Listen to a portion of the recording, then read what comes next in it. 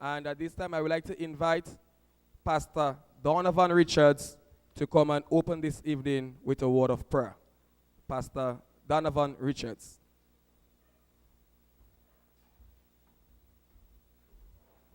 Everyone, please stand. Good evening, everyone. May we all bow our heads. Savior, Lord Jesus, we bless and exalt your name because you're worthy. You died upon that old rugged cross for our sins. And tonight, dear Lord, we reverence you. We acknowledge, dear Lord, that you are Savior.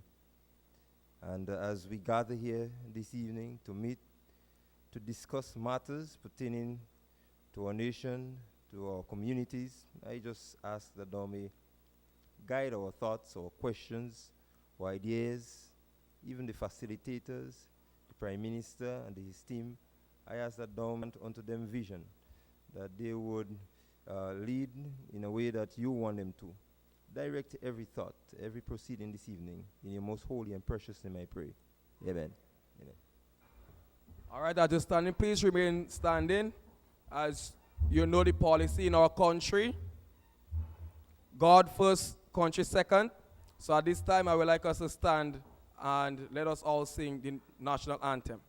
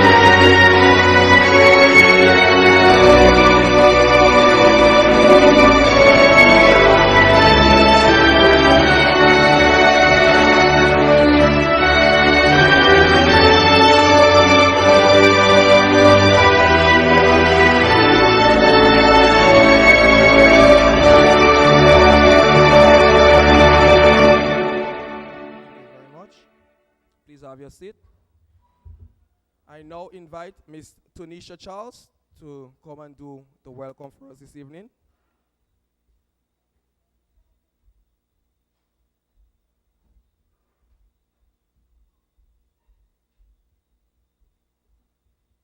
Good evening, everybody. The Right Honorable Keith Mitchell, Parliamentary Representatives, Honorable Clifton Paul, Honorable Anthony Bolson, Senator Garway, Senator Hood, Ms. Moses, specially invited guests, villagers, well-wishers, persons from surrounding areas, good evening. It is indeed a pleasure to welcome each and every one of you here to this forum.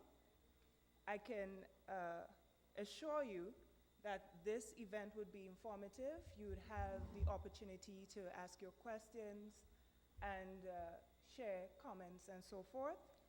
And thank you for being here. May God bless you. Thank you very much, Ms. Charles. Okay.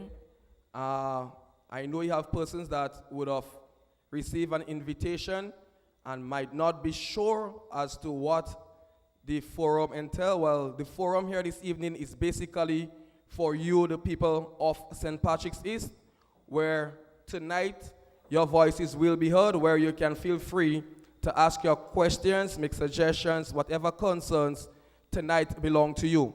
However, with us, we have a few senators and ministers, so we will have some brief remarks, and later on in the program, you will get the opportunity to air your views or your concerns. At this time, I would like to welcome to the podium Minister for Culture, Senator Brenda Hood, to make some brief remarks this afternoon. Ms. Hood, thank you. Thank you and good evening to everyone. Honorable Clifton Paul, Honorable Anthony Boson, Senator Garway,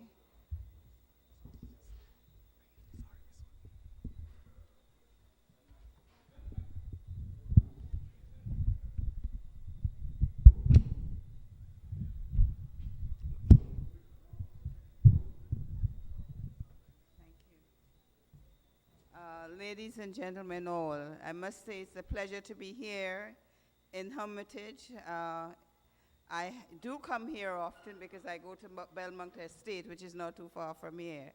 To the members of the media that are here, I want to say it's a pleasure having you here also. As you know, I am the Minister for Culture and Heritage, a position I held from 2013. We just finished our Spice Mass, and as we all know, St. Patrick's is a parish full of culture. This year, I know that a lot did take place, but I believe that there is much to be done. What I would want to say to each and every one of you here is that you need to work together, you need to come together, you need to make sure that the activities that you do are organized and that people will come out in their numbers. The Ministry of Culture, the Spice Mass, the Cultural Foundation, our mandate is to work with the communities to make sure that we develop the culture to a level where we can all be proud of. Many of you may not be aware, but the entertainment industry is a multi-billion industry in the world, and there is no reason why in Grenada we cannot benefit from it. I have been saying to the stakeholders over the past months that you do not have to wait until Carnival to have an activity. You have the whole year to do activities, bringing communities together, working together. Only today we had a throne speech, and at the throne speech a lot was said about culture and the way forward for the development of culture. As a matter of fact, we will be merging the Spice Mass Corporation and the Cultural Foundation to make it more effective. As we develop those things, we will inform the public as to what is happening. Just after, on the 29th of August, after we hosted Spice Mass, we had a symposium where we invited as many persons as possible to come and give their ideas, which they did. There were many recommendations, and I want to assure you that these recommendations will be implemented. As I speak, we now have a general manager of the Spice Mass Corporation, and we are very happy that we are happy to have this person who will take the lead in making sure that the work of Spice Mass continues. In terms of other activities that are taking place, we are looking at the heritage of our country, and I know in St. Patrick's, you have great culture, you have great heritage sites. We want to work with persons in the community so we can develop these sites. We have received recommendations from persons who have said that they would want to work in collaboration with you. As you know, the Ministry of Tourism is promoting community tourism, and I'm certain in these areas you will have some initiatives that you will get the support from government, the Ministry of Culture, and the Ministry of Tourism. I know that my intervention here is very short, so I'm not going to stay very long, but I just want to say to you that on the 7th of November, we are hosting a benefit concert at the National Stadium for the people of Dominica.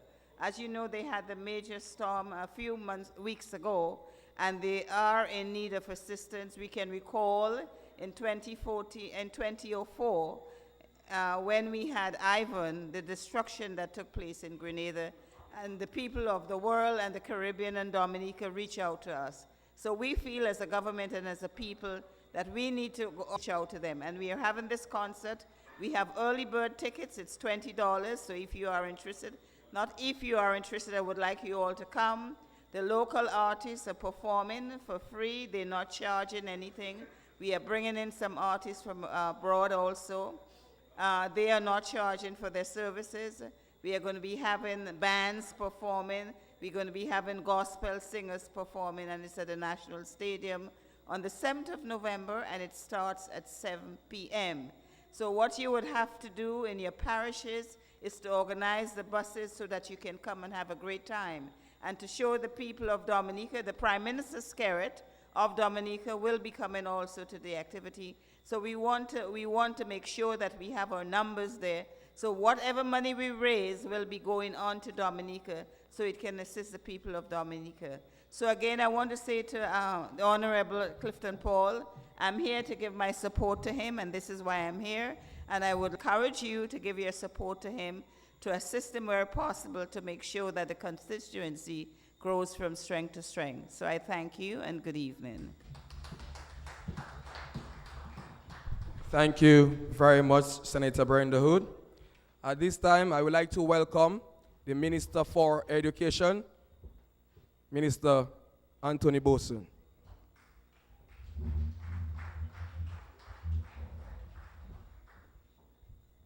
Thank you very much, Mr. Chairman.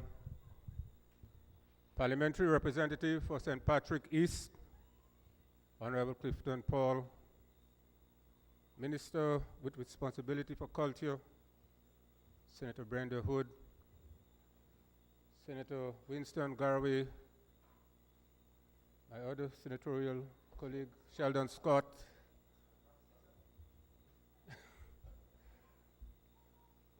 Sister Moses, residents of Hermitage and the surrounding areas, ladies and gentlemen, pleasant good evening to everyone.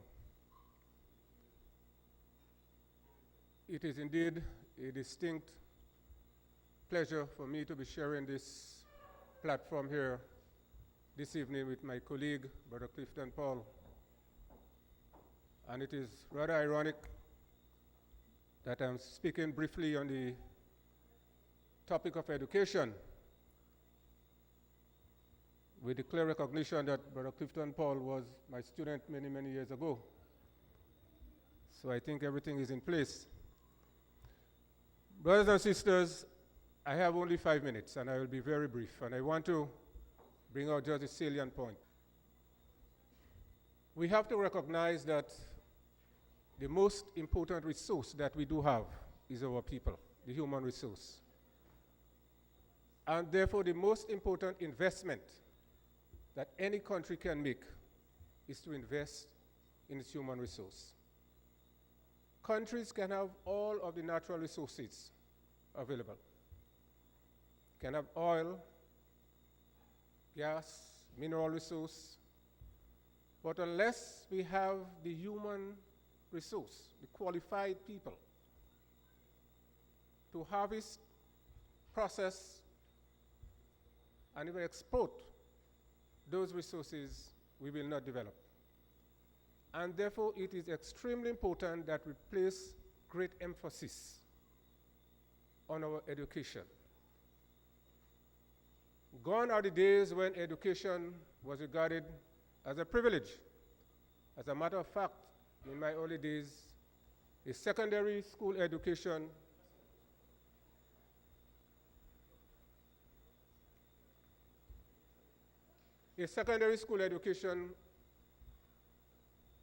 was only for those who had the financial resources. Many of our young people, especially those in the rural communities, the poor and dispossessed, the vulnerable, could not afford a secondary school education. And that, in my opinion, contributed to the slow pace of development. I would like to pause to recognize the presence of our Prime Minister, Dr. Walter.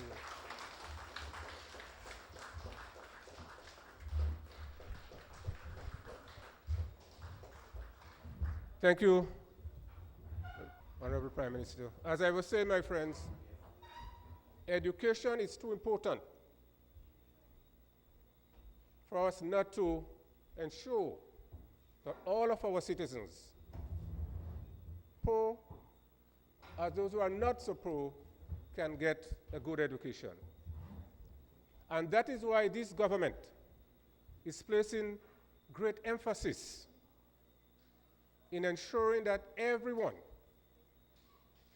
receive a good education. And even more so, we are particularly concerned that those who are poor and vulnerable do have access to quality education like the rest of the society. And for this reason, this government has been spending a lot of money on education over the past couple of years. Our budget for education is over $100 million, more than 10% of our total expenditure. As a matter of fact, education has the highest allocation apart from debt servicing. And it reflects the significance and importance that we do place on ensuring that our people receive a quality education. In this context, my friend, I want to mention a couple of initiatives. We are providing support services to ensure that the poor and vulnerable in our society do have access to education. For the first time, we are ensuring that students who cannot afford to pay transportation to go to school are now given the opportunity, because government is providing that for them, Mr. Speaker. We are providing the transportation allowance to ensure that our students attend TAMCC, NULU, and even those in the local area through the SEED program. Students who are vulnerable receive $75 to $100 a month to assist them to attend school. In addition to that, close to $1 million was spent to ensure that our students receive a uniform so at least they can attend school as well. Our school feeding program, $3.5 million spent to ensure that our children receive a hot meal, because we all know that without a good meal, it is difficult for children to learn. And I want to say something about the school book program, the free school book program. There is this fallacy being spread by certain elements in the society that this government has abandoned the free school book program. This is not true. The free school book program is ongoing, my friends. The fact is that we are recycling the books in the system. And as the need arises, we will replace those books. It's true to say that we have abandoned the school book program. What we are saying is this: if we have the resources, we have all of the resources, then maybe everyone could get free school books. But because the resources are scarce, and we all know that we are going through a structural adjustment program, we have decided that we should focus on the most vulnerable in our society. Those who can least afford to buy the books, we will help them. And we are asking those with the financial means who can afford to buy the books, my friend. This is the philosophy that we are pursuing. So it is not true. And while we are doing that, as I said, we are using the scarce resources to help our children in different areas, as I mentioned: transportation allowance, uniform allowance, and providing a hot meal for our students. Because even if you have the books and you can't go to school because you are hungry, or you don't have the means of transportation or to pay your transport to go to school, the books alone will not help you. And we know as a fact that those who are clamoring for the school book program as it was in the past, there was significant wastage in that program.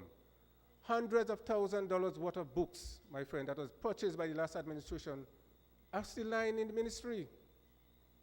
They were not utilized. We are saying that we have to be more careful in moving forward with that program.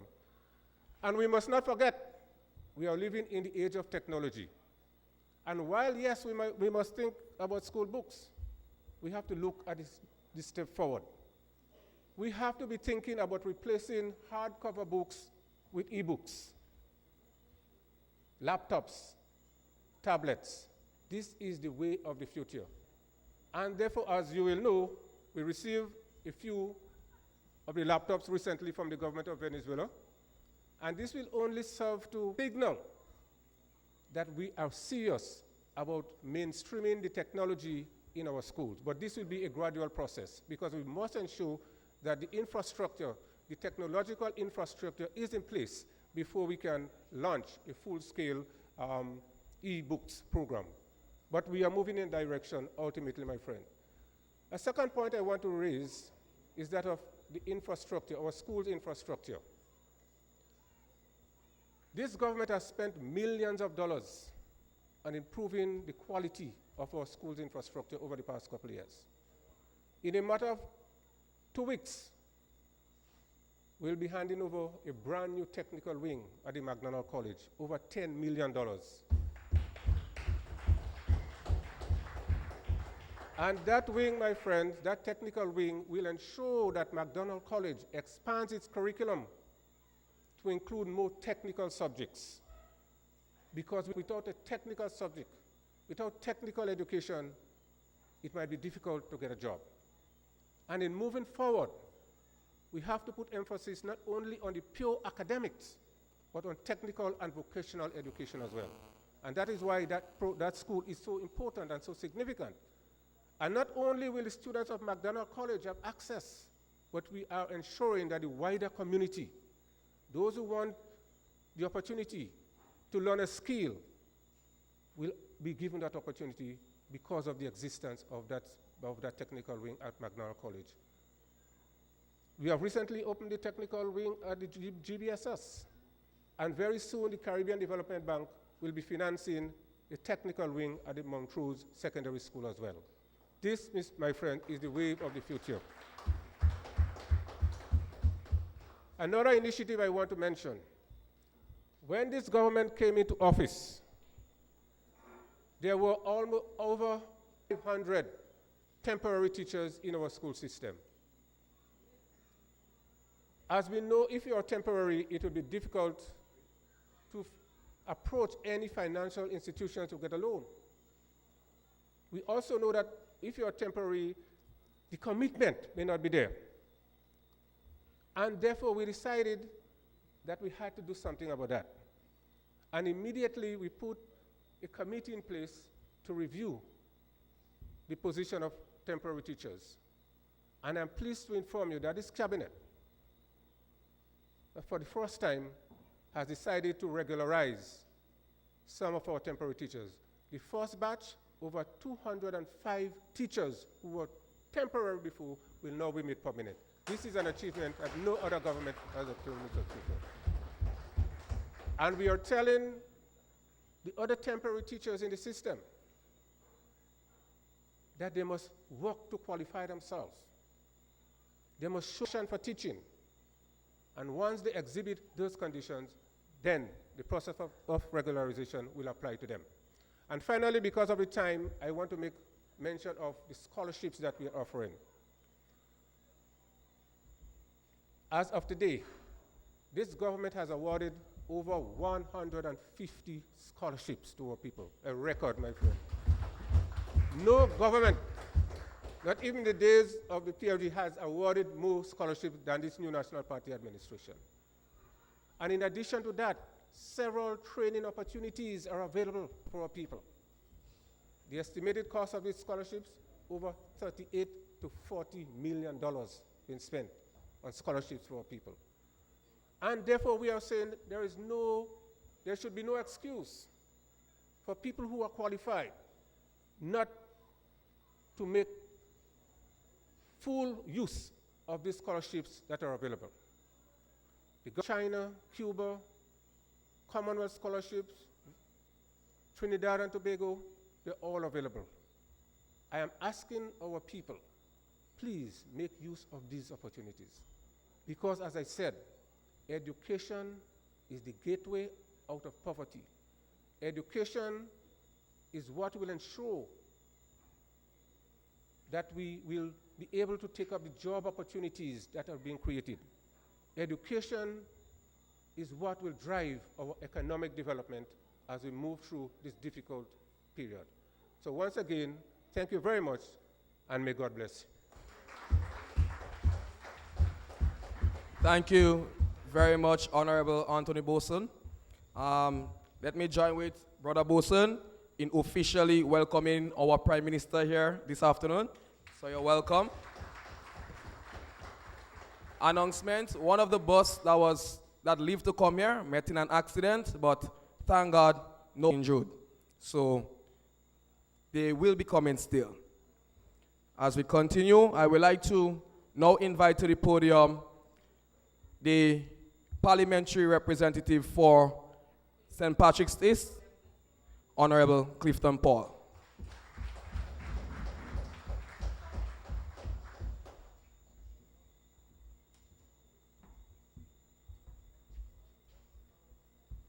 Thank you very much, Mr. Chairman.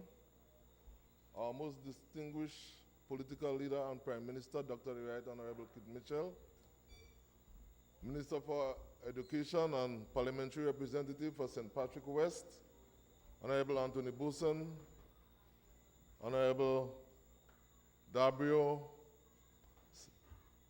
Senator Scott, Senator Garway, Senator Bender, Prime Minister Press Secretary, Keisha Mitchell, Mrs. Moses, members of the press, my dear brothers and sisters from Hermitage and surrounding areas, a pleasant good evening to every one of you.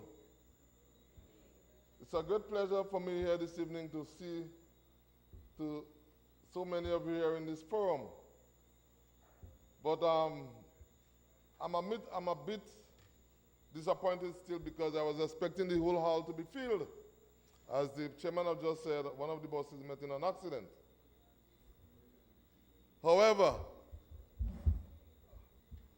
the party must go on.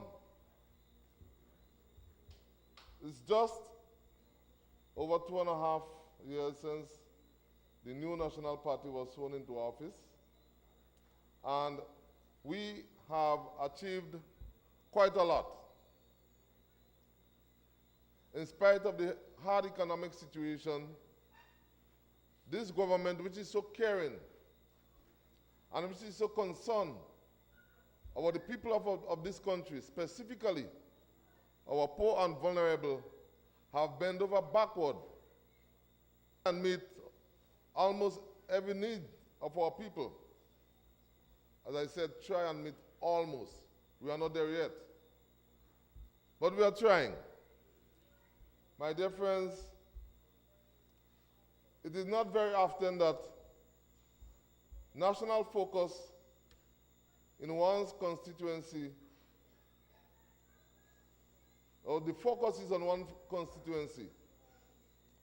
But fortunately for us in St. Patrick's East tonight, the focus is on us, St. Patrick's East. And I'm very happy. Although you are given the chance, or you will be given the chance, to express your views and your concerns about the constituency and national issues, we are very grateful for that. While the nation has been going through a testing time in recent years in terms of monies to do important projects which would benefit this constituency and other constituencies, we must admit that St. Patrick's East has received its fair share. And we have done quite a lot. And while we expect more, we understand as a people that our government is trying its utmost and has done well in providing for its people. For the year already, we have already provided temporary employment for close to 1,500 people. Thus far, we have spent over $200,000 on housing. About 30 persons have gotten materials for this year for housing.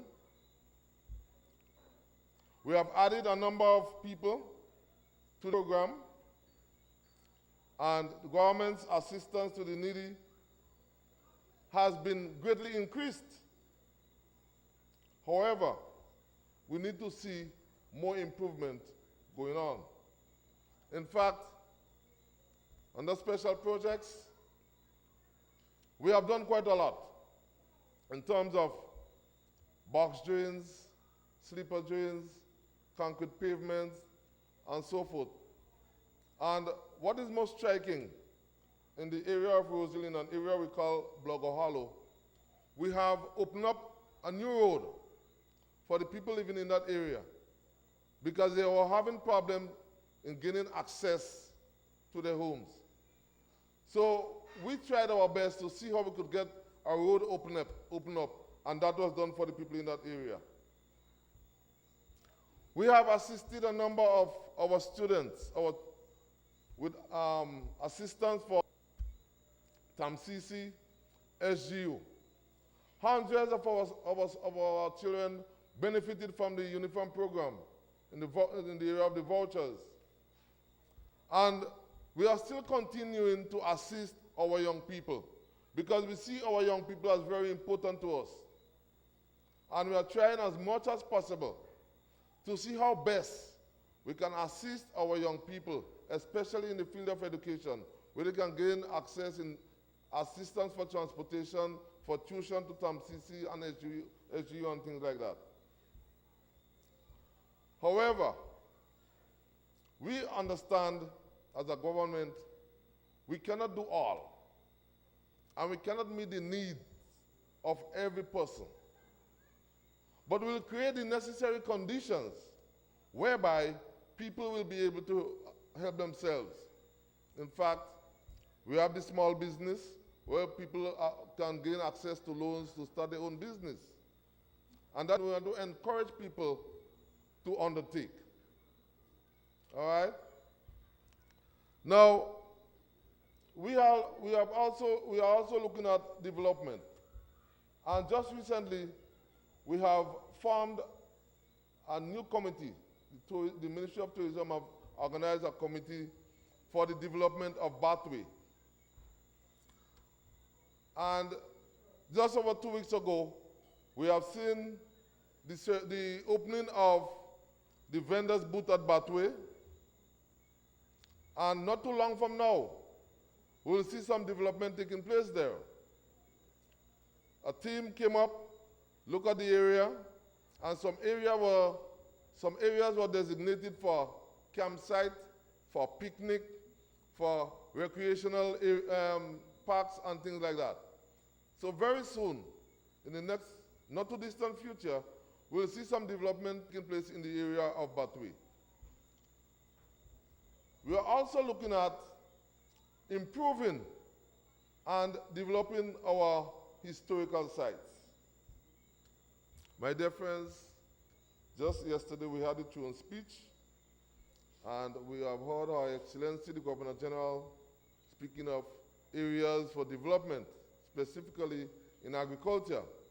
So we are hoping that in the very near future, our farmers will be getting much assistance to develop themselves, their farms, and to be able to take care of themselves and their family. Brothers and sisters, I must also say that being in frontline politics has and continue to be a good challenge for me and the young team that I work with. But with all that being said, I believe that we have done a great job with the limited experience that we have. And we will continue to work to improve the lives of our people in St. Patrick's East and in St. Patrick as a whole. We are working very, very hard and seriously to bring benefit to our people. We know that St. Patrick's has a rich culture, a historical parish, and we will continue to do our best to assist our people in St. Patrick. As we continue to grow as a nation, I believe, my dear friends, that we have elected the best possible party to be in government at this time. One want to look around and see the construction and other sectors growing, something we did not see happening during the period 2008-2013. Young people, through the e-money, have once again given the opportunity to earn monies and gain valuable experience and training. And as they would say in their own words, once again, they can eat our food. My friends, tonight is a night not for long speeches, but tonight belongs to you, where we'll give you the opportunity to ask your questions, to express your views, your concerns.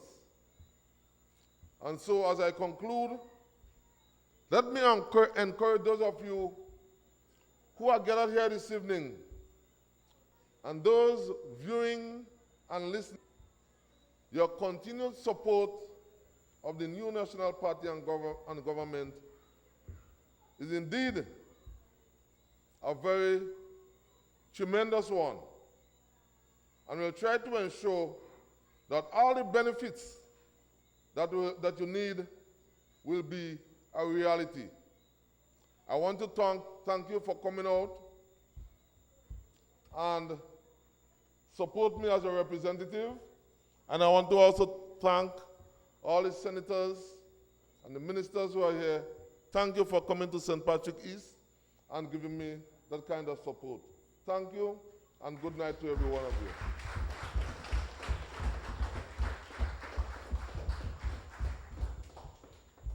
Thank you very much, Honorable Clifton Paul, Parliamentary Representative for the area. Let me also join with him. Come in, Brother Dabrio, Senator Scott, and Mr. Gawe. Although you would not be making remarks, but your presence here is a plus. We welcome you and we appreciate your presence here tonight. At this time, as we want to make sure you have all the time, we give you enough to air your views, your concerns, suggestions, questions. Now take the opportunity to welcome the Minister for Finance, National Security, the Right Honorable Dr. Keith Claudius Mitchell, Prime Minister of Grenada, Carriacou, and Petit-Martinique, to the podium at this time.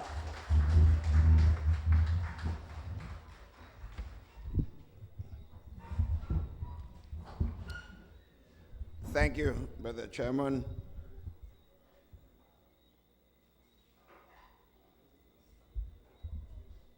No, I think it's good. Yeah, it's good. Yeah. Thank you, Brother Chairman. And of course, to the parliamentary representative for St. Patrick East, Brother Clifton Paul, and to my other parliamentary colleagues, the Minister of Education and parliamentary representative for St. Patrick West, my dear sisters and brothers all. As you know, this session is a session of supposed to be one of an interactive nature between yourselves and the leadership of your government. So don't expect me to spend too much of your time here this afternoon speaking to you. I would want to hear a lot more from you about how you see things are going, what suggestions for improvement, because there's always room for improvement. What are the weaknesses that exist? Because, as I said, there would certainly be, and of course we welcome suggestions. This government has always demonstrated an openness and a willingness to listen to people. Believe that's one of the positive nature of our governance in this country, particularly in this period. But just as a statement, I just need to say to you that as someone asked me just last week how I feel about where we are today, and I said to them, if you had asked me after 2 weeks in government and after 2 weeks at the Ministry of Finance, seeing the state of the finance of the country and the state of the lack of investment in the country and the hopelessness that existed. If you had asked me that if I thought we would be where we are today, I would have given you a resounding no. It is a fact. I think we need to count our blessings as a people, because I believe God has really helped us to really go through this last 2.5 years to the point where we are today, that we are much more confident as a nation in many, many respects. Because, sisters and brothers,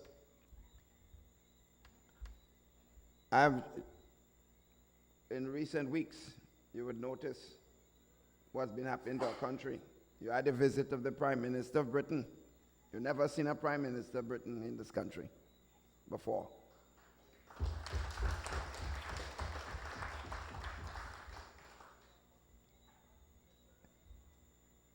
Soon afterwards, you had the president of Venezuela. You didn't see them before. And only yesterday, I had the opportunity to visit with the Prime Minister of Trinidad and Tobago to discuss some major opportunities and working between the government and people of Grenada and the government and people of Trinidad and Tobago. Sisters and brothers, the investment climate is certainly increasing. The Silver Sands project is a case in point. Although some say they want it, but they're doing everything to stop it. That's the nature of certain people in our country. And not only that, it is not just Silver Sands, it is Silver Sands plus Rivera, which is about twice time the size of Rivera. In other words, it's a two-stage project, Silver Sands and Rivera. You're talking over $250 million investment. Tremendous development for our country and job opportunities. You're talking hundreds of jobs that will be available. We had a major Chinese investor from Mount Hartman here with several of his key personnel, architects and construction people. They're getting ready to start to do cleanup work at Mount Hartman to move to hundreds of millions of US investment. Hartman, that will be at least 1,000 jobs. This is beginning here in Grenada at this particular time. We have seen also the start of a Cinnamon Hill project. That is an 80-room hotel development that has started. That's another one that has hit the road already, sisters and brothers. And because of the Citizenship by Investment Program, there are many other projects that will be hitting the road this year, next year. So we are very fortunate that we see an increase in opportunities in this country in every respect. Sisters and brothers, we have been able to meet your payroll every month on time. And we haven't sold a piece of your asset. Some people, before close down your parliament, and every month to pay salaries, they're selling piece of the pie.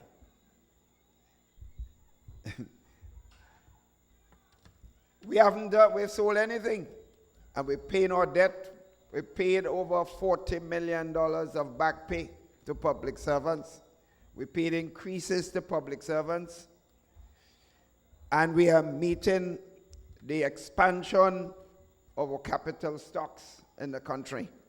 In other words, we continue to grow the economy of the country to the point that we're getting glowing recommendations and endorsement from almost all international institutions. You just go and Google IMF, CDB, just name them, and they're praising Grenada for what we are doing at this particular time in reshaping our country and putting the country in a permanent path to sustained economic activity.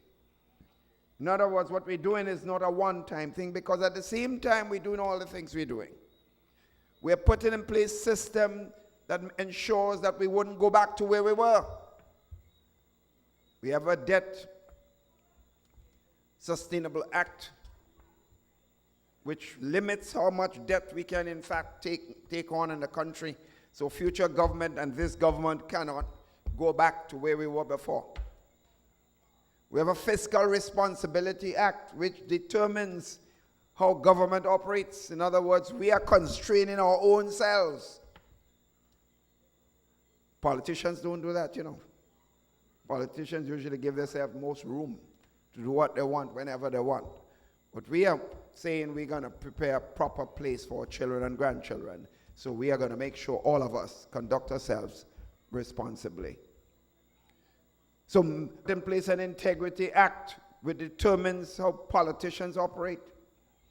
That we cannot come into government and be seen as enriching ourselves. So we have to declare assets. Some people talk about integrity and accountability and honesty and transparency, and they refuse to bring into law and to implement the law of the integrity law. In other words, they did not want to disclose their assets and to let you know what they were doing in government. We have done that. So we have taken this country on a path that has been the pride and joy of many in the Caribbean region, sisters and brothers. And because of that, we are getting support. Each year so far, we have been able to, because we have satisfied our program, to get $100 million from the international and regional committees. We would not have got that if we had continued to behave like some of us behaved in the past. The government is certainly doing what it has to do, sisters and brothers. So we are very proud of where we're heading in this country in many, many respects. So what do you find? At this point in time, sisters and brothers, you will be seeing more growth in the economy of the country. And growth means, if it is done properly, more jobs, more opportunities. Because of the initiatives we are taking, people, as Brother Paul mentioned, get opportunities not to create just government jobs, but to get jobs that they can create themselves, private business, small businesses. In the agricultural sector, the intervention with Rain Fresh, to be able to use all the fruits and vegetables that we have, making secondary products and exporting to the region. That project is on stream, sisters and brothers. It's for the first time we have a serious project in Grenada that use our local fruits, sisters and brothers. And you know what is significant about this? Only recently there was a concern with the problem we had with Caribbean Airlines and airlines, because Grenada is one of the few countries in the region can export fruits to the United States. I don't know if people understand that in Europe. I know many Grenadians understand that. We are one of the few countries in the region that can do so. But because we don't have direct flights, it was affecting the export of our fish. So a lot of the fishermen were suffering income-wise, because when the fish, because Caribbean Airlines now we have to, the plane goes to Trinidad, and then they may take a day or two, and they lose. Some might get spoiled, some might even not be able to be used at all, or some of the grades are reduced by the time they get to North America. So the fishermen were losing a lot, and the vegetables were spoiling. So we are losing. Well, in my discussion with the Prime Minister of Trinidad and Tobago and the government of Trinidad and Tobago yesterday, we said, look, we need your help. We need to bring Caribbean Airlines back. Even if we have to subsidize to some extent We are prepared to do that. The Prime Minister and his government and his team said they will not let us down. So the farmers and the fishermen will fail once again, that we will be able to get a direct flight. In fact, a team from Caribbean Airlines was either today or tomorrow discussing with the airport people about the possibility of the return of that flight. We have enough passenger flights. We have a number of them. We could get more. But the problem is, the important problem is the cargo problem that we are having. And therefore, we are insisting that we must get that facility back. So even if we have to spend some resources to ensure that it is cost effective for the airline to travel, then it's in our interest to do precisely this. So we are, our agricultural activities increasing. So more money for the farmers and for people in general. The tourism product is also showing serious increases with more and more activity in the country. So we are moving our country on all fronts. And we are not moving it on just one particular area. What is agriculture, tourism? The Minister of Education explained the amount of intervention on initiative in education, because that's the base of success of a society. In the healthcare system, the same people that ran down the healthcare system, they couldn't even get aspirin in the hospital. You go to some medical station, they didn't have aspirin. That's how bad things were. The whole place was in a state. It is still bad, but we have done a number of major interventions, and we are continuing to move the process forward. So as the Governor General in a speech said today, healthcare must not be a partisan issue. There must be no partisan divide in healthcare, because every one of us will need the best possible healthcare that the country can afford. So we are going to continue to invest in more training for medical professionals, whether it's nurses, doctors, orderlies, everybody. We are going to, in fact, put better system of management at our institution. We have started the process, but we still have a long way to go. So that the investment government puts into the health system will not be wasted or pilfered. Because the fact is, we know this, and sometimes people talk about problems at the hospital, and all they talk about more nurses, more doctors. Sometimes that's not the only problem. Sometimes you buy food and half of it disappears. It's a fact. And if we're honest enough, we will say it. You buy medication, and it happened in previous governments. It's happening today still, to some extent, although we're reducing it. Buy medication, and the medication disappears. You bring in sheets to the hospital, that disappear, pillows disappear. It's a fact. And I ain't saying one set of people taking, NNP taking, NDC taking, everybody taking. But that must stop. If we're serious and we want better health care, we can't be ourselves destroying what we have. And some of us say we love our party and we love our government, and some of us do a lot to our own party by doing a lot of wrong things in the name of our party. And that's not how we should operate. If we want to move our country forward and leave the best place for our children and grandchildren, all of us must join hands together and see that it improves in the best possible way. So healthcare, education, social services, we recognize one of the major problems in the country is housing. We recognize this. And I tell you this, while we're doing a lot of intervention for unemployment and to create more jobs for the young people and others, and the budget coming up, you'll see a lot more money for housing, for house repair, for loan, for people expanding their houses, including what we have at GDP, for also building of new homes. We have 5 areas in the country right now that we're putting on to increasing infrastructure to be able to build houses when the Chinese offered us, which we should have had a long time ago, because since 2004, I signed for the 2,000 homes. And the previous government sat on it, my friends. In some cases, they gave it up for the athletic stadium, because when they came in, they said they don't need the athletic stadium anymore. You remember that? Now they're bold-faced enough to say, they say it's them responsible for the athletic stadium. They said they didn't want it, and when Kirani started to succeed, they decided they're going to build it, and therefore they had to give up 1,000 homes for the athletic stadium. We should have had the 1,000 homes and the athletic stadium, and it should have been finished a long time ago. But anyhow, we're moving forward as a nation.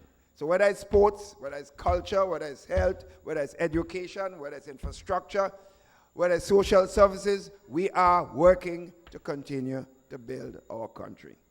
So tonight, I look forward to your questions and your comments. As I said to you, your government is not one that take the position that we know it all and that we don't have any weaknesses. We have a lot. We want you to, as a people, because we're marching forward together. One of the biggest success of this period is the way social partners are working together. They're not necessarily supporting politically, but they're working in the interests of their country. The church leadership, the trade union, the government, the private sector, the non-governmental organization, the civil society, they're all at the table working for one thing. Not for NNP or any other political party, but working for people and for Grenada, Carriacou, and P.T. Martinique. I look forward to your question and answers, sisters and brothers, as we move forward for the night. Thank you very much, the Honorable Prime Minister. At this time, we come to the main item on the agenda. What I would like to inform, we would like it to be done in a disciplined and respectful manner. So it's not a time for pitches, but we want you to get straight to the point. You will stand, identify yourself, the area you're from, the mic, and then you get straight to the point. We want to wrap up by 8, and we want to get as much from the audience. So please, let us try to do it within a few seconds, all right?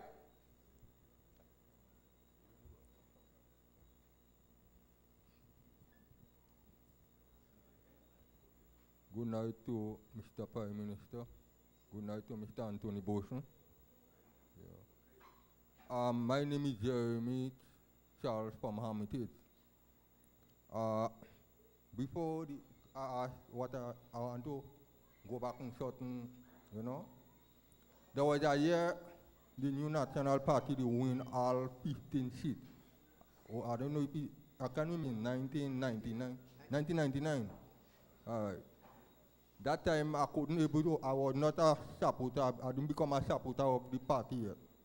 But when I see development taking place in Grenada, the new General Hospital, the National Stadium, the road project, road development project, housing project, and all these things on them. So I think something come to my mind. I say, wait now. The new National Party is a political party. What is to develop the country, what is to bring we as a people forward. So from that time, I become a strong supporter of the new National Party. So that between 3 or 4 times, the new National Party are voted. A part of that, I belong to Upper Hermitage, and Mr. Anthony Boson is the representative for Upper Hermitage. And I went to him many times in his office and complained. We, the young people in Hermitage, we don't participate in, It's like, okay, when they have the bushing work on the road, whether it's to cut glass or cutting trees, branches or up in drain and then you'll go find more young people in Hermitage who will be involved. And after that, nothing else, So I find a situation like that, we are young people in Hermitage. I believe that something should be put in place, some resources could be put in place, Because I know for sure under the new National Party, there is a lot of young people working every day. And in weekend, when they get paid, they're able to put on things on the table. But we, the people, the young people in Hermitage, we don't get in this. And we, the young people in Upper Hermitage, we want to build a better environment, we want to build a better future in Hamilton. So I don't know what Mr. Anthony Boson wants to do about it. Thank you very much.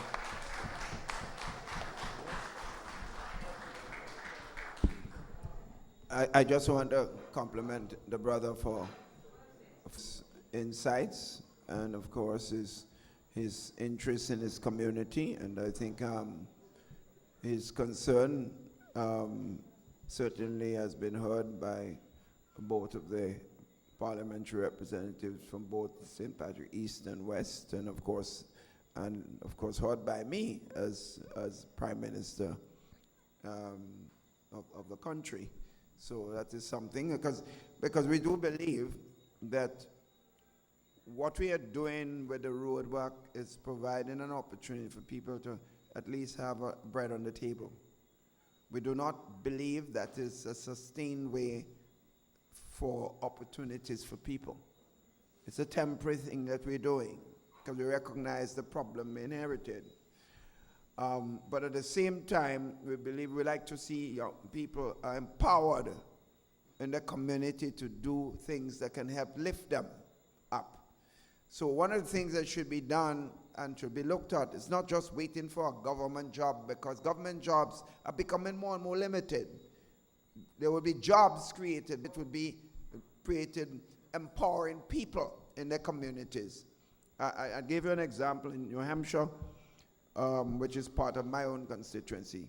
So young men that used to be on the block, I used to be in opposition passing that area there, and I used to have, when I go there at 11 o'clock in the day, I used to see 30 young men on the side of the road. And they engage me. All sorts of conversation. As well, the government don't care, and government go, government come, things just bad. So what they did, a few of them got together with the Annandale Falls and a number of things and said, look, we are prepared to help ourselves if government would help us setting up a project. So a number of them have found work in the construction field because there are a lot of activities, and many of them are skilled labor force. But some are now initiating to set up their own project to employ people in the community, and at the same time to make sure they have a sustained livelihood on a permanent basis. So there must be things in the community. It's in the tourism sector. There are a lot of beautiful sites here that can in fact be promoted and organized in the interest of providing jobs. Or agriculture, cooperatives, where people can get together and farm a certain area, section of land and produce, with the opportunities in the agricultural sector. So whatever areas, we can't determine for people what their main interests are, but there are opportunities now, and therefore MIRAP is around helping people in communities in the country. I know they have touched a number of villages. I don't know about Hermitage.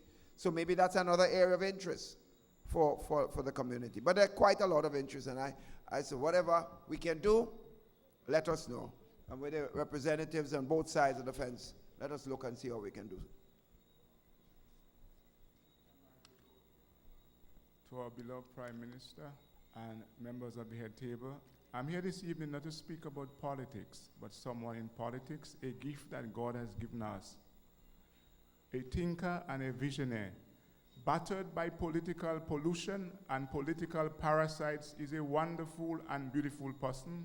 His ethics, his attributes, his fortitude, and the level of his articulation makes him one of the most remarkable politicians in the Caribbean. A world-class leader, champion of the poor, the cause of the poor and needy. He's the Right Honorable Dr. Kit Claudius Mitchell. There is none like him. Dr. Kit Mitchell, Grenada. Dr. Kit Mitchell, Grenada is Grenada's Mitchell. As he builds this nation, he left to every one of us as a people to join together with him to eradicate the ills of our society. I want to say one more thing. NNP, the true meaning of NNP is not the New National Party. It's nice people. Every NNP must see themselves as a nice person. Good night to everyone, and thank you.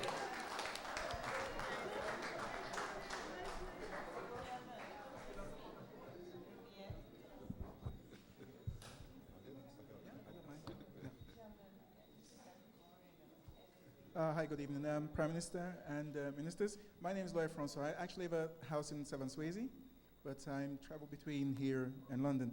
I raised the issue about culture and heritage last year, and this is one of the things that's been bothering me most about the parts of Grenada that should be made more accessible to visitors and local people is still it's basically covered by brush, it's inaccessible, it's not maintained, and the part of it that is being maintained is only at a local level. There's one individual, I'd like to raise this in particular, his name's Gogo, I only know him by Gogo, but he's the only area that's taken initiative upon himself to do something about the boiling springs in St. Patrick's, and with little or no government help whatsoever. And I'd like to see that happening with other areas like the Carib Stone, the Slave Pen, and in particular the boiling springs in St. Andrews.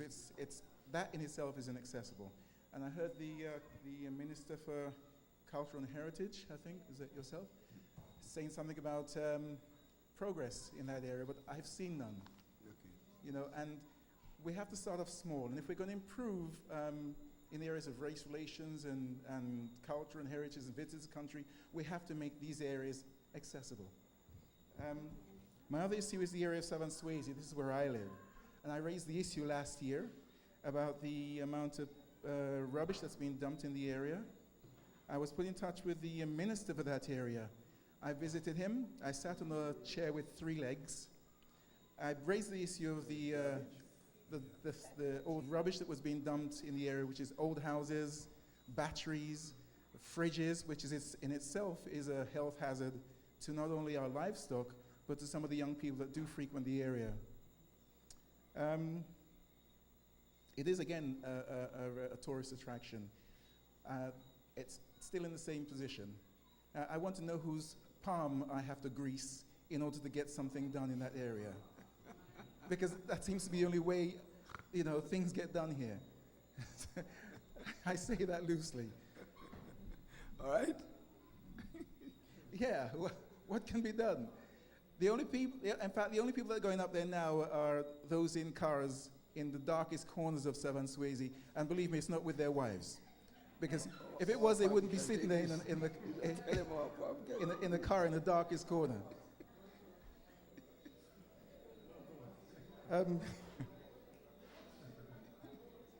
In the area of taxes on vehicle tires, I can't afford to put a second-hand tire on my vehicle. How do you expect the locals to do that? Because I understand that the government has improved the taxes on tires that have been imported into this country.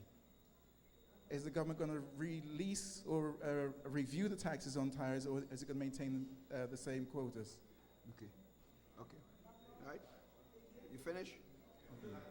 I'm not finished, sorry. Give other people. When I'm finished, you will know. Which one you want to deal with? Which one you want to deal with? In the area of when we talk about returning nationals to this country, we still find it very hard to bring vehicles and goods into this country as returning nationals. I'd like to know if the government's going to release or review the taxes on people bringing in things into this country, in particular those of us that are returning long-term or short-term, because that is a major issue that we have at the moment. Okay? Okay. Thank you. Good. You good? The ministry, tourism ministry. Yeah. Yeah. I remember clearly the gentleman coming to me and we discussed something concerning Southern Swayze. That is something that we are looking into. In fact, we have started cleaning up some of the areas, but as we clean, people continue to dump and so on. But what we have done now with the new committee that we have, what we have formed recently to develop Bathway, Southern Swayze comes under that project as well. So you will find in the very near future, work will be done in that area. The area will be cleaned up and developed. In fact, one of the things that we are looking at is putting a recreational park there. So you'll find that the area, all the dumps stopped. We'll see an improvement in the roads and things like that. All right? Thank you.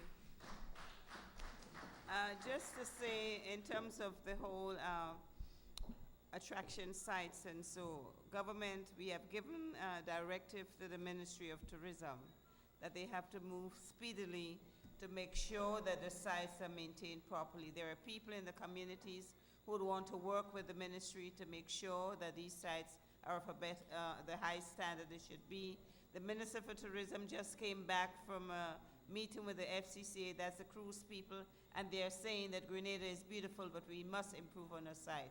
So I want to assure you that this is started. I know only 2 weeks ago, they opened up the vendors market in Bartway, and this is great because this vendors market was there for a while. We started to do the work, and now they're organizing it.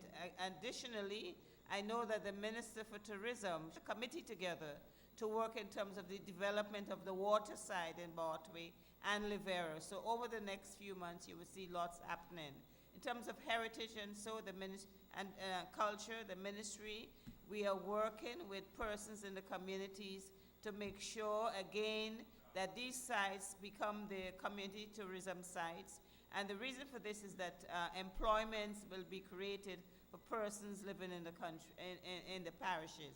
As you are aware, you have a rich culture, you have a rich heritage in St. Patrick's. What we need to do is to work closely, and I know these directives have been given to the ministries, and next year you will see lots of this happening. And as I said, there is a committee that has been put together by the Minister of Tourism to make sure that these attraction sites are the best it can be. So what you can do as individuals, if you have ideas, you can sit down and you can make appointment, come and meet with the minister, meet with your parliamentary representative, and perhaps you can put cooperatives together, a group of people working together so that you can develop the sites and create employment for yourself. Because it's not always working for someone, but it's what you can do for yourself.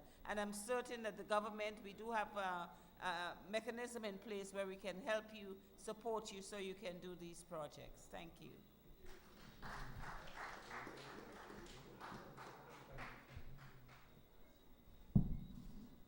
Just to make one point, colleagues, remember what I just said a while ago.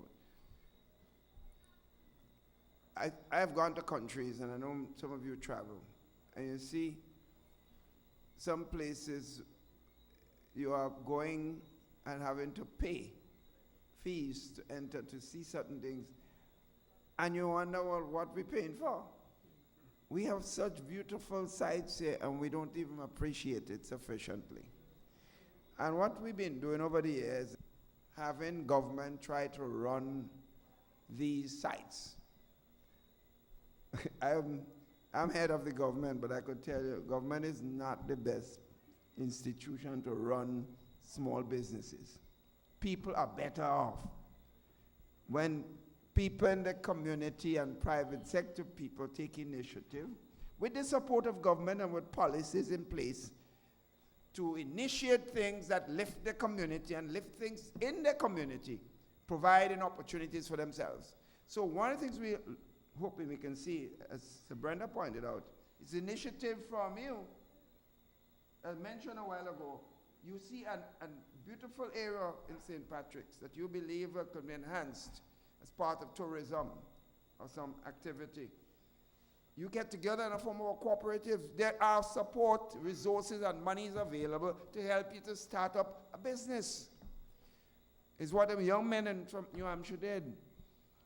And you can provide land service and you would protect it because it's your own.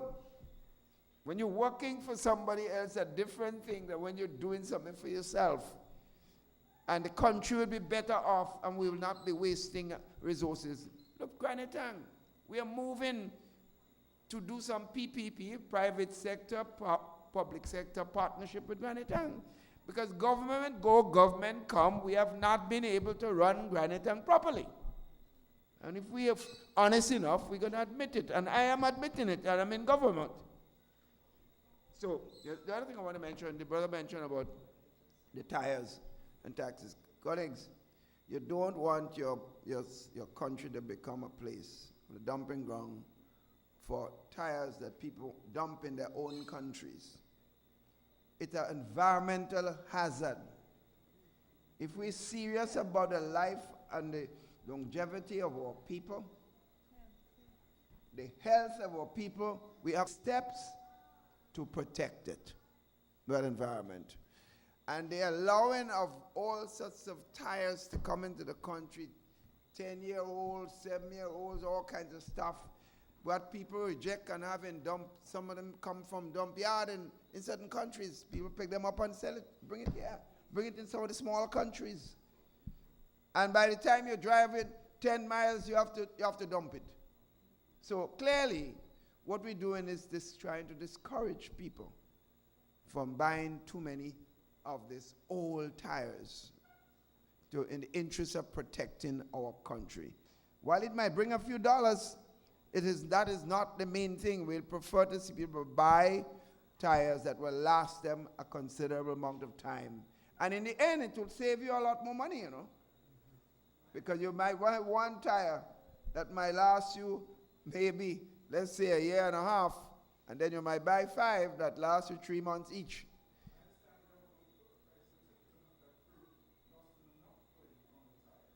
A group has monopoly?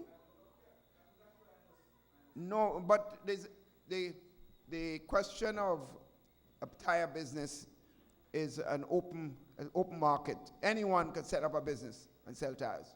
You'll get a license as long as you do certain basic things. So there's no monopoly in this. And I am somebody, I could tell you this philosophically, the members of my government, myself, we're totally against, I don't like monopolies at all. Because anytime you have monopolies, you get bad service, high prices, and things like that. So the more people are involved, of course, there are limits to it, because, of course, a certain amount of a population can't support certain activities where there are multiple levels of services. So we have to be careful of that. So I'm just saying that we need to, that is a question of protecting the environment and protecting the future generation.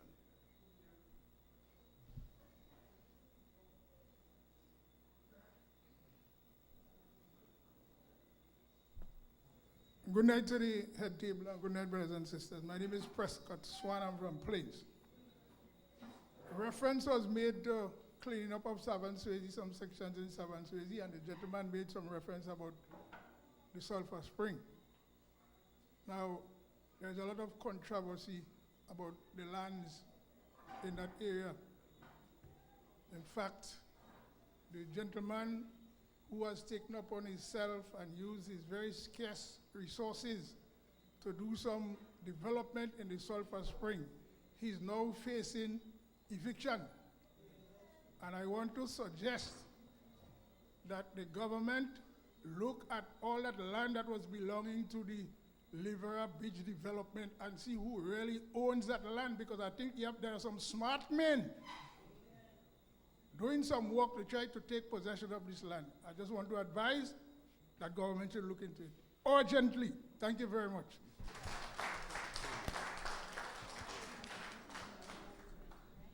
But Prescott, we take that as a word to the wise.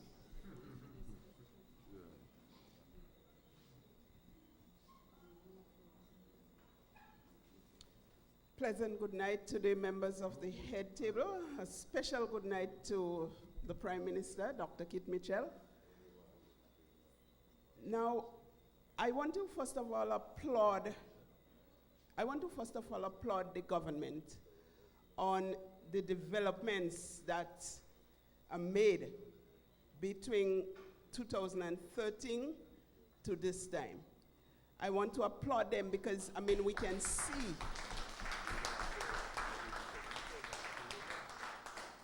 we can really see, I mean, those,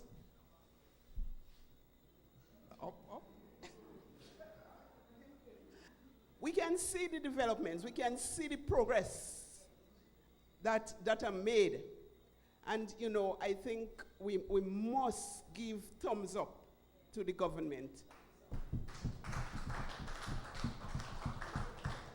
But there is a burning issue at hand that I want a little clarity on. Yes. Can you just shed some light on some of the, on the issue of the pensions for the persons who entered the public service after 1983. Yeah, yes. Do you think that that kind of payout is possible? And if so, Yeah. how soon? Okay. Thank you.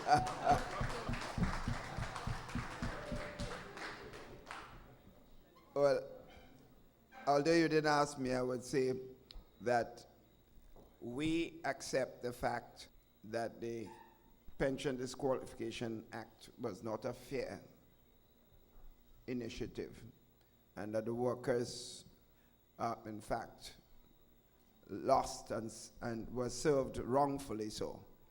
So that has to be corrected. We have accepted the court decision, and that we have not decided to fight, and we have accepted it. But as you rightly pointed out, if we accept it just at face value, just as and say we will meet the result of it just like that, excuse me, we won't be able to function, because you're talking over $1 billion worth of back pay. There's no way any government in the next how many years would be able to meet this. You wouldn't be able to do anything else in the country, and you still won't be able to meet it. So we are working with the trade union movement and the other organization to look at a compromise formula for dealing with this, and include most likely looking at the present pension law and doing some modification. In other words, the NIS must be involved, because let's face it, the government is already paying some monies to the NIS for the pension of workers. So you cannot continue to pay that and then pay another pension to the workers as a whole. So obviously that can't happen. And there are a number of other things government is doing. So there must be a rationalization of that, of the pension laws in the country. We are working on this. So there will be a compromise solution. The union leadership understand that government can't meet that payment. No way that it will be able. So we'll be working together to find an amicable solution.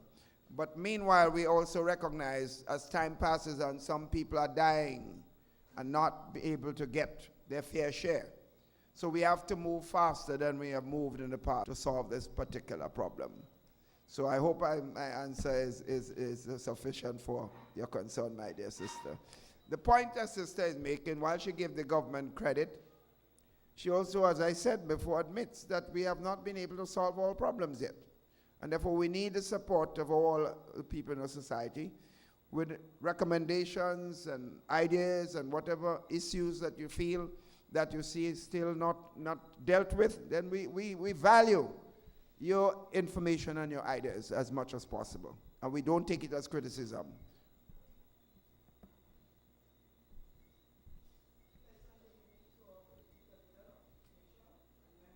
Table. My question tonight, I'm Betty and Duncan from St. Patrick's East, PD4. My question tonight, I would like to know what plans the government or the party has in place for women the age of 40 to 55 to enhance their lives.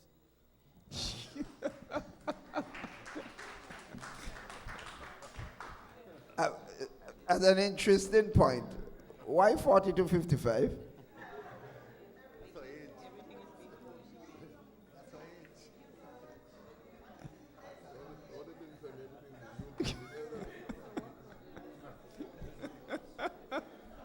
Okay, you put me on the spot because I'm over 55. Yes.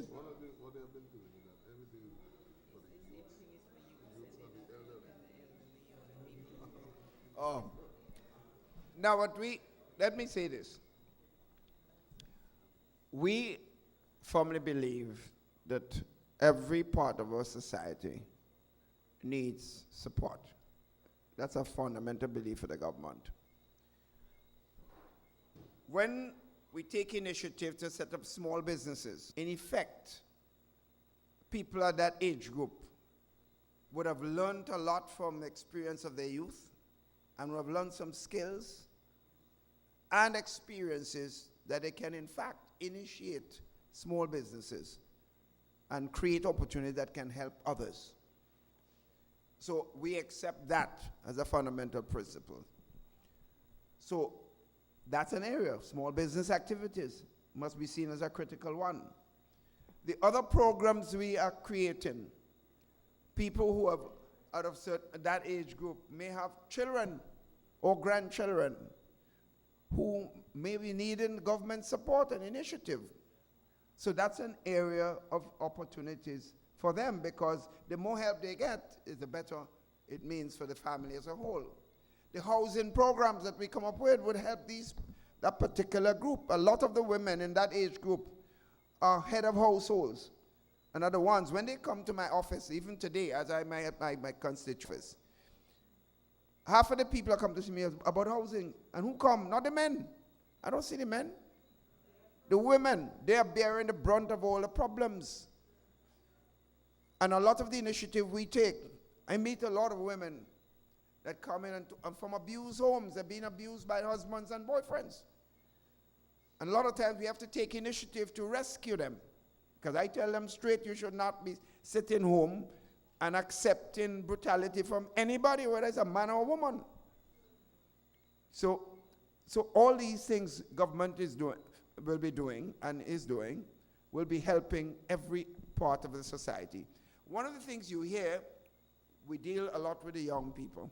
We talk a lot, because clearly, if you don't protect the young people, they're more vulnerable than somebody at 40. Because let's face it, at 40 to 55, most of us have learned from our mistakes.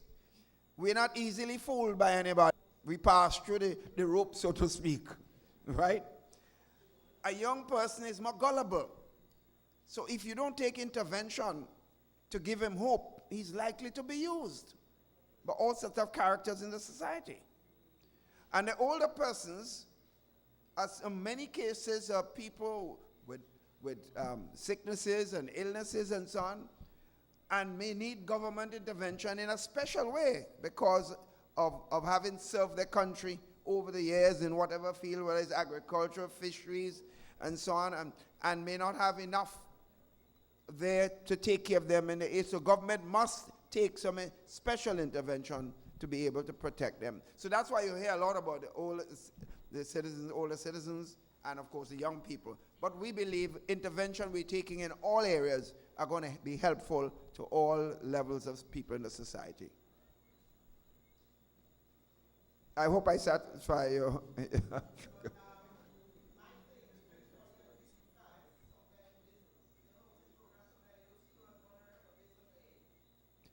No. If you have a home in any part of the country and you apply for material, they're supposed to assess your needs. And based on your needs, the materials are supposed to be given on that basis. Well, my friend, it has to happen. And I suppose your representative here listening in that respect. But that's how it's supposed to be in all the communities, and that's not just in one part of the country, all parts. Because one thing, colleagues, we have to know, government will not particularly now, where we came in under difficult circumstances, will not have the money to help everybody. But therefore, with the resources we have for the most vulnerable first. And I always say that in my own constituency, I don't want to hear that this person was given the material because he or she is a NNP and they vote NNP. When a government is elected, it is not about just NNP and NDC. It's about who is most in need. Because that is how we will be judged, you know. If we give material to one person because they are aligned or supportive on an organization, and the next person house on the ground just because you think they didn't vote for you, because sometimes we don't even know. Because sometimes the man that shout the most that he vote for you, sometimes the man that went and put the X against you. So you really don't know. So you better do good. So even if he didn't vote for you last time, the next time he gonna give you an X. So do the right thing, and everything else will work out. Good night, Honorable Prime Minister Dr. Kip Mitchell, Parliamentary Representative for St. Patrick's West, Anthony Boson, Clifton Paul, Minister of Government and Senators. Good night, everyone. My first concern is for the people of St. Patrick's. I don't deal with East and West. The project from Davie to Pinesfield, this road, I would like to know how the people of St. Patrick's stand right now, because we have 3 bridges hazard: Montreach, Callaloo, Pinesfield, and on the east, Mount French Bridge no good. If it break today or tomorrow, we cannot go to Rose Hill with heavy vehicles because mud is no good. We can't go to Fanmont, so I would like to know how this, where we stand with this project right now. First question. Thank you very much for your question. I do share sentiment that this is a very important road. This is a road that will be funded by OFID at an estimated cost of $27 million. The loan agreement has already been signed, and my last discussion with the Minister of Works indicated that we are now at the stage where it has gone out to tender. And within 6 months, that was the estimate, that tender should be awarded and we should see something happening henceforth.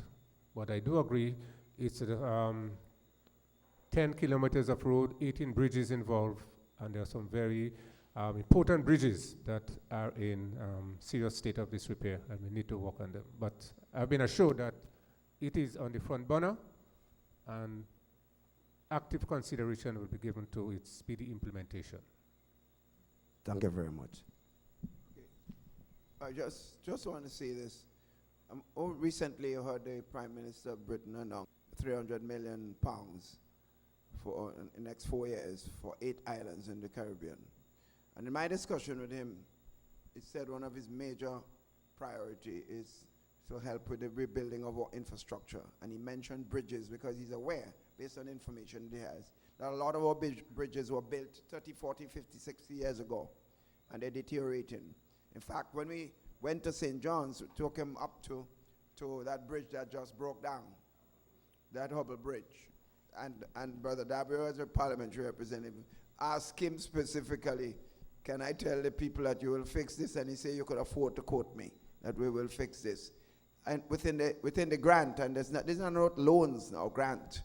So we will be able to send proposals to the CDB for that project for several bridges and roads because they want to spend an enormous amount of that money on infrastructure.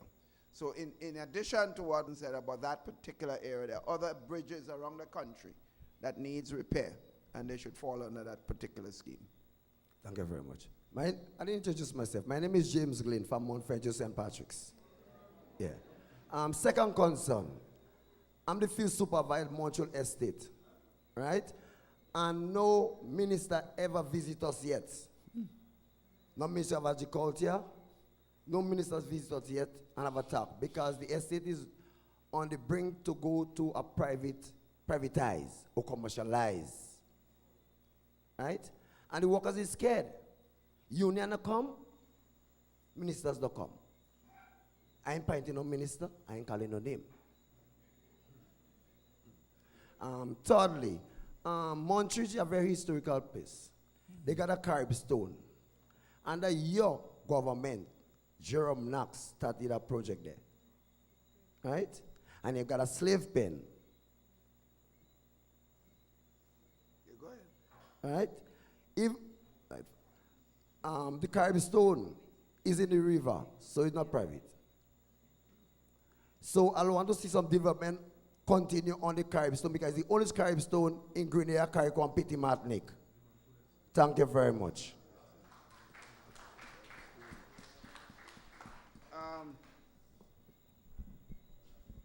I'm a bit surprised, as you said, that no ministers yet visited Mount Rule.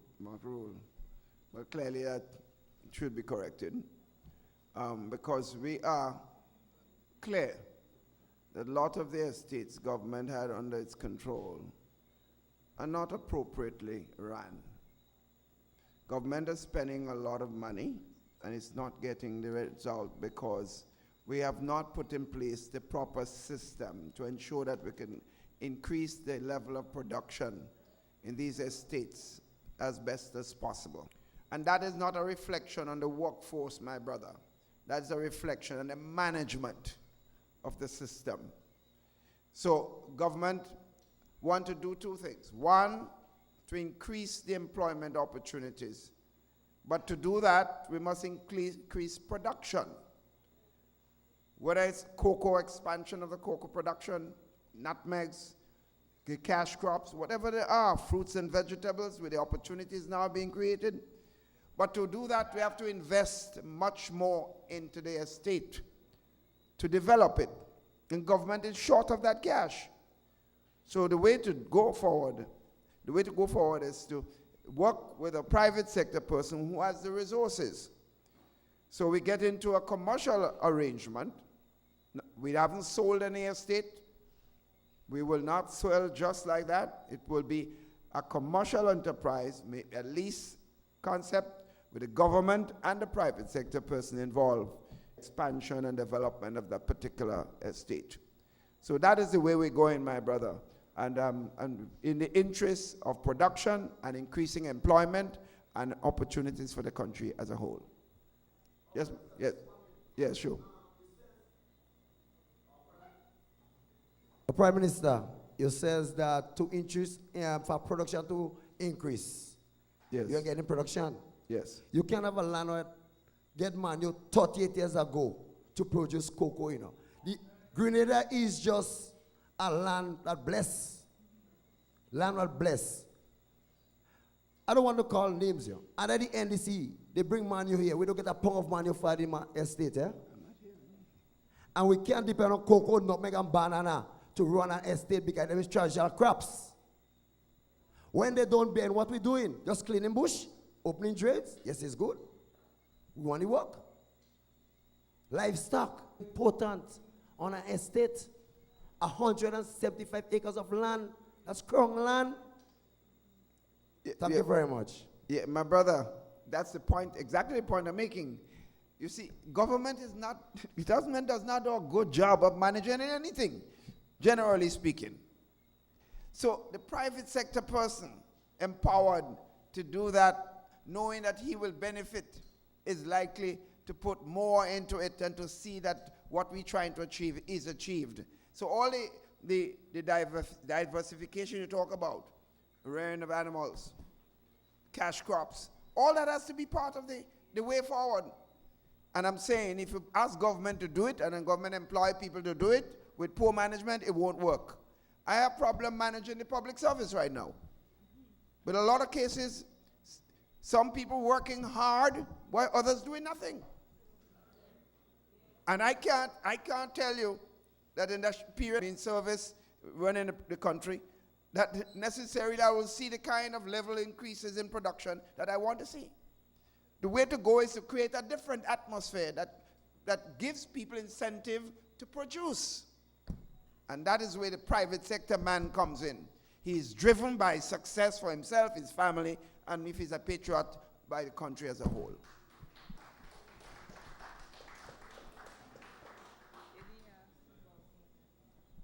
A pleasant good night to the members of the podium and ladies and gentlemen, good night. My name is Kian, and I am the president of the Hermitage Government School PTA. And I am here on the behalf of the PTA. We are seeking fencing and a security system in place for the school compound. We have been faced with quite a few problems. Doors, locks, windows. Our children have 1 hour. Within that 1 hour, they could end up any part of Hermitage. So we are seeking help or sponsorship to fence the school. Every time it rains and slide down on the bottom end, we lost a piece of the pack. On the top end, there is a height of about 8 to 10 feet, and there is a playground right there. Lots of our children plays there, and if any one of them fall over to the road, that could be very dangerous. In the night, our school is being used like a hotel for lovers, for couple. If the school is fenced, all this will be stopped. So, Mr. Prime Minister, Mr. Parliamentary Rep, I would like you to consider this very long and hard, and please grant us fencing and security system for the school. What I suggest, my brother, since you are, it seems to me what you need to develop a project. Develop a project that will be brought to the attention of your parliamentary representatives, and we'll certainly look at it from the government standpoint. If we have a project, then we could look to see how we can help you. So I think it's important to move and see how you can get that going. Okay? All right. All right. Good night. Good night, Mr. Prime Minister. Good night, my brother. How are you doing? I'm doing fine. All right, nice. Enjoying it in Kalalu? All right, that's good. Okay, I have just a few questions. Yeah. But I have a concern first. I'm a bit concerned that we are in 3 years of, what's the word again? Structural adjustment. And I find we're going in too much of loan. We cannot get everything done. After the 3 years done, we might still end up in the red. So if we grind, we have to grind. But I'm just been concerned that we might be going too much alone in this 3 years span. Because it's a structural adjustment program. You don't expect much during a structural adjustment program. But if we want to do too much, then you know what will happen. My real question is that we have a constitutional reform. I want to know what will be our take concerning same-sex marriage. All over the world, they're recycling it, okay? I want to know where we stand. If you want to say maybe you don't know where the community stand, I want to know where you stand on that aspect, okay? Concerning the same-sex marriage, all right? My next question concerning agriculture, all right? There is a road up in Barrick. That's Mr. Boson's side.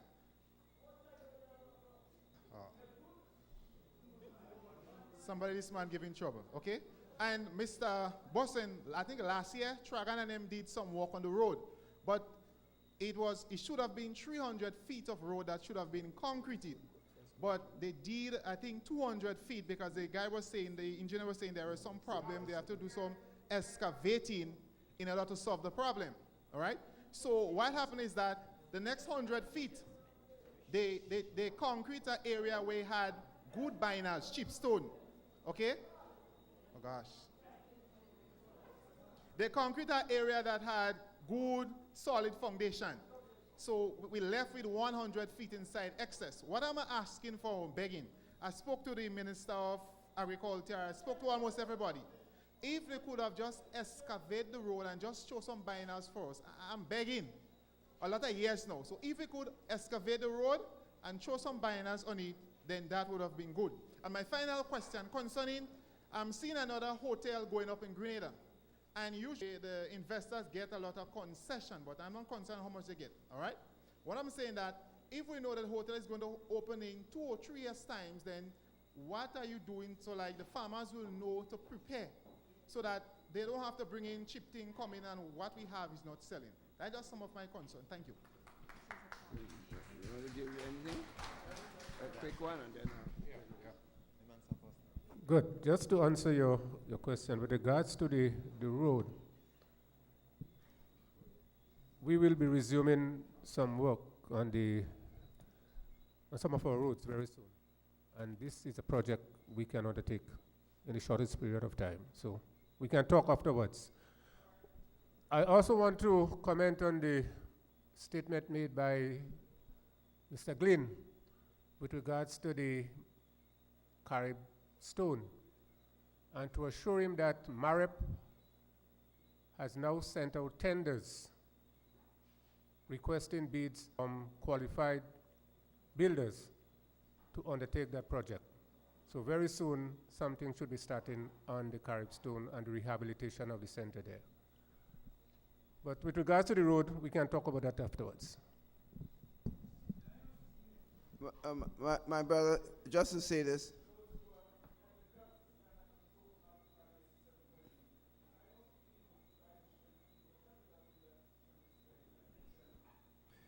Yes, you mentioned about this structural adjustment. We're not biting more, my brother. What is happening is that this is the second year in the program, and so far we've seen serious benefits from the program already. For one, if you remember, for the 4 years from 2008 to 2012, we had negative growth in the economy of the country. In other words, we're in recession, and unemployment was just climbing every day. Businesses were closing down. Even under struggling, where we're managing ourselves and we're making sacrifices, we have now seen growth in the economy in the last 2 years. To the point on 2014 is almost 4.8%, and that was one of the best in the OECS. So we are in fact marching forward together, and it finishes in 2017. And with a level of activities coming because of the sacrifices we have made, we will see more development and more opportunities. So I don't really think we're biting off too much, my brother. The second point, well, same sex. When that one won't happen, and I keep Michelle watch. That's all I can tell you. That's all I can tell you. It won't happen, and I keep Michelle. I think you know me. I'm one way. I can't be two way. So and the farmers in the hotel sector, my brother, every single hotel project we have now, the hotel owners are working with the marketing board and the farming community to get a co-op farmers that will produce stuff for them on a regular basis. In other words, it can't be where they produce pumpkin for one period of the year and then they can't get pumpkin afterwards. They will have to contract you, and they're giving you help and support. Sandals are doing that right now, and the other hotels are coming and will be doing the same thing. The guy in Manhattan are now working with local people to get together with farmers for the production of certain fruits and vegetables for his estate. In addition, they're all training, putting a number of young people training for when they open their hotels. They don't have to go looking for people from outside. So there are these initiatives are being done because we want to marry the tourism and the agricultural sector and more opportunities for the country as a whole. And you have 2 more questions to take, please. It's going pretty well.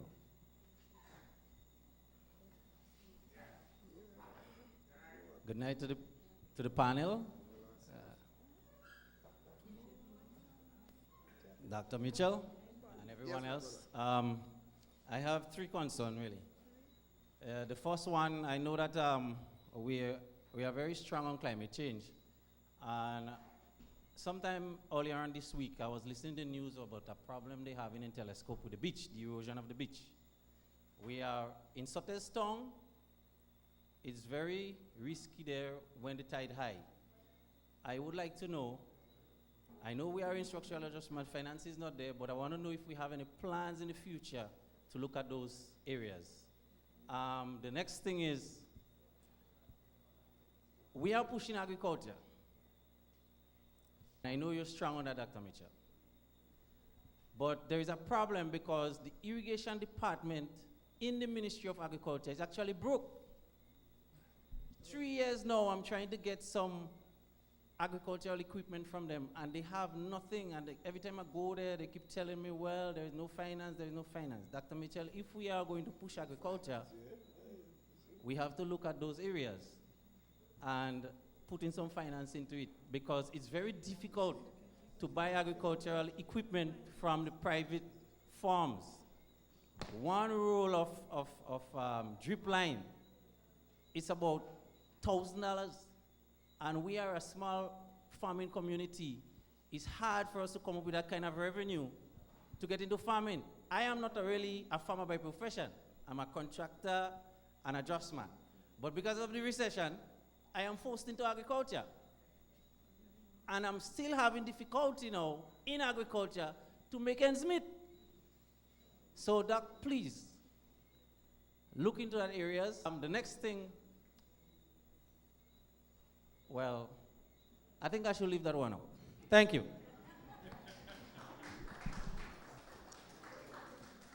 You mentioned about protection of the areas. Yes, my brother, that's one part of climate change development and a lot of the programs and help we're getting internationally. Most people are concerned now about protecting our coastal areas and so on because of the problems we've had over the year with erosion and the issue of climate change in general. So yes, we'll be working on not just that side of the country, but other areas of the country. You mentioned support agriculture. I made the point earlier on. This idea, they tell you that you have money, that's nonsense. We're spending a lot of money. The question is where it is being spent. That's the issue. And that's what we're trying to grapple with. How do you make sure that we have more accountability in the public service? How do you ensure that monies we allocate for certain areas reach the people we actually want to get them? And that has to do with management and the system as a whole. And I can tell you this, that is the fundament. That's why I said a while ago, that's why government is not the best institution to offer services in that area, because you have to get the right people and the right level of commitment to provide those services. Some will do it, but others don't. We have some excellent public servants, excellent, but my friend, they have others who are actually not doing their job appropriately. So we will move, we are moving, but the more we contract those services out to supply the services to the community, which is what the government is moving into, the better the country as a whole.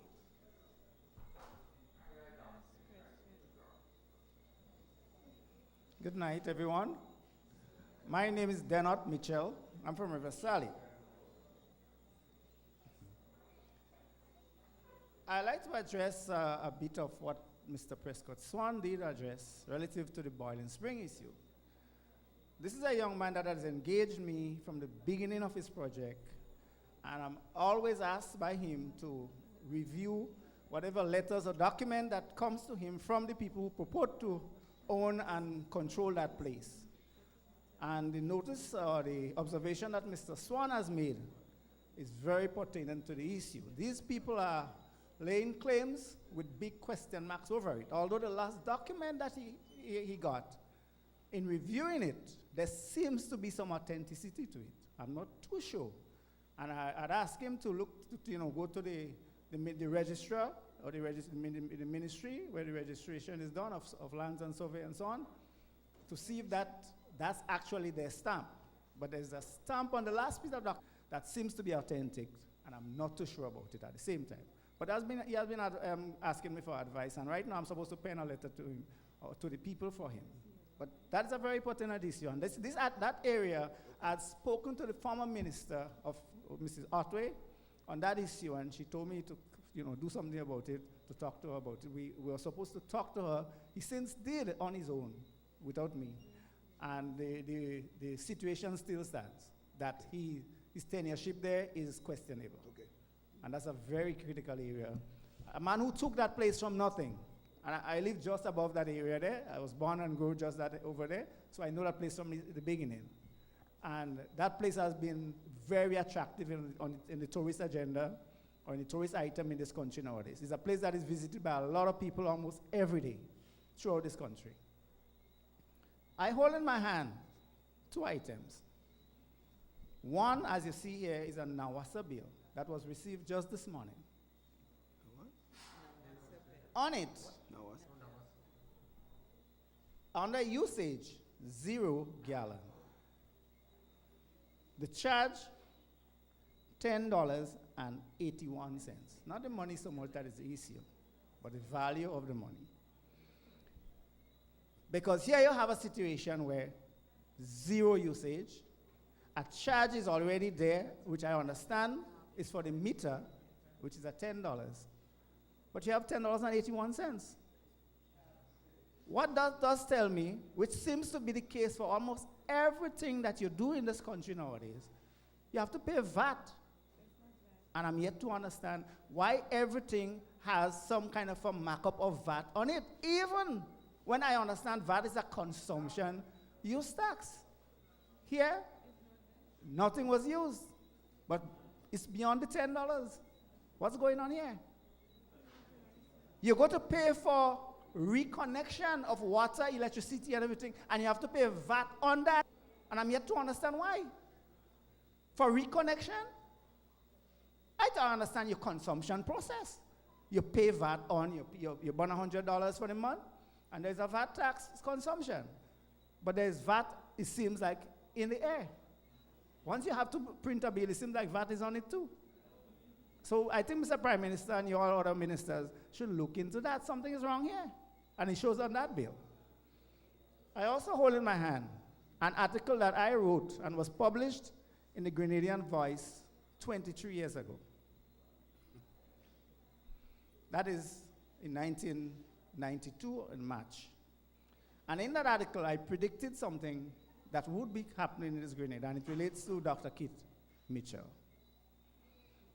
And I've predicted, and if you know me in a little bit, I deal a lot with political issues, but not a part of political party. I would never take part in your political party thing, for sure, guarantee that. But I care about it and look at everything that is happening and make comments and write and talk a whole lot on such issues. And in that article I predicted, I actually developed 5 scenarios, hypothetically so. And in one of the scenarios, I predicted that Dr. Kit Mitchell, as in scenario 4, would one day become the prime minister of that country, and the NNP party along with him would dominate the political landscape to the exclusion of all other parties. And it has happened twice since then.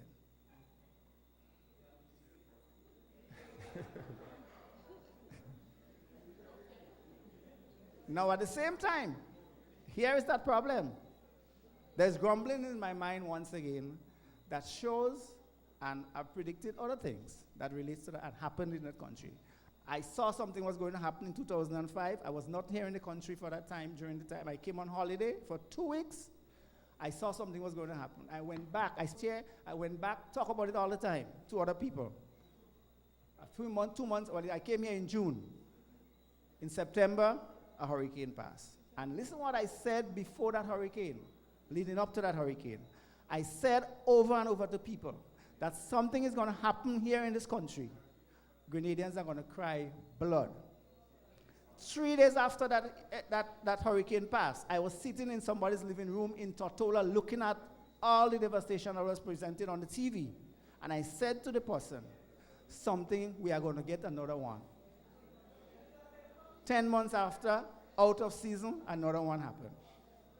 And I could tell you a whole lot of other things that I saw developing in this country and is going to continue to develop. Listen, one of them.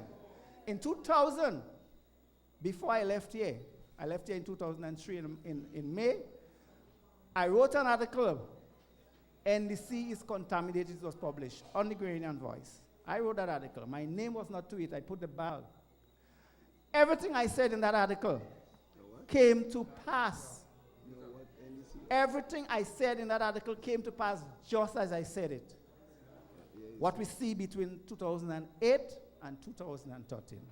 And there's rumblings in my mind once again. On issues, take warning, please. I'm not going to comment on the brother's prediction because you don't play with people's prediction too easily. But I just want to make the point. I don't know about the Nawasa bill specifically, but VAT is not just, my brother, I think, on consumption. It's also on services. There's also VAT on services. So that, in fact, we are moving to a society where there will be less direct taxes and more taxes on services and consumption. So that is precisely what you know. The same thing with electricity. You find the same thing. You have VAT on services in general, even when you may not even use any electricity, because you may have closed your home down for a little while, but you will still pay VAT on the services. So that's an explanation. But I don't know the specific, but I just give you an explanation of what I thought could have happened. Basically, and just to say, I heard your prediction. I hope you don't predict any bad things about the NNP, because you look like you have some sort of powers that I'm getting to be afraid of. I just want to respond to the situation with the sulfur spring. Myself and the gentleman we have had a number of discussions on that situation. And I know clearly the amount of work and effort that he has put into that area. We discussed the letter at length that he received from those people who say that they own the area. I told him that he should not sign the letters yet in terms of the lease agreement until we find out the truth and the fact of the ownership. And not too long ago, we had another discussion again. And we looked at a number of areas. He got in contact with the PS in the ministry. I was also in contact with the PS. And what myself and the PS, the agreement we came to is that let the gentleman take the letter to the Ministry of Legal Affairs to find out the direct ownership of the property before he does anything. I conveyed that information to him, and I'm here to get a response if he did so or not. Okay. All right. Thank you very much, the head table. At this time, our Prime Minister will have to take his exit, so thank you very much for your time. We know you take the time off from your busy schedule to be here with us, so I thank you. And we all ask the Prime Minister to take his exit. Yeah. Just a few, everybody please just remain for a little while. A few advertisements. The St. Patrick's West will be having a glow on the 25th of October, Club Epic Bar. Please go and support. The St. Patrick's East Constituency will be having a fundraising barbecue, October 31st, Campus Shop, Plain St. Patrick. The St. David's Constituency will be having a dance at the Natural Works in St. David's, October the 31st. And the River Sally Support Group will be having a Dutch party on Saturday. All are invited. Ladies, bring a dish. Men,